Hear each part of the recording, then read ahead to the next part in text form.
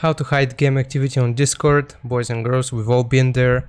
Let's say you were supposed to be asleep, but you're instead playing a game or something like that, or you're supposed to be studying, but instead it says that you're playing a game.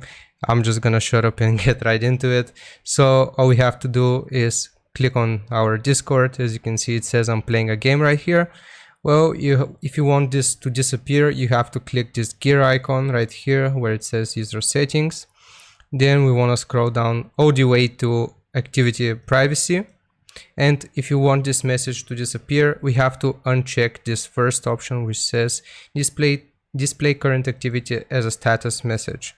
So just click escape after that, and as you can see, it no longer shows which game I am currently playing. I hope this helps you out. I hope it helps you keep out of trouble.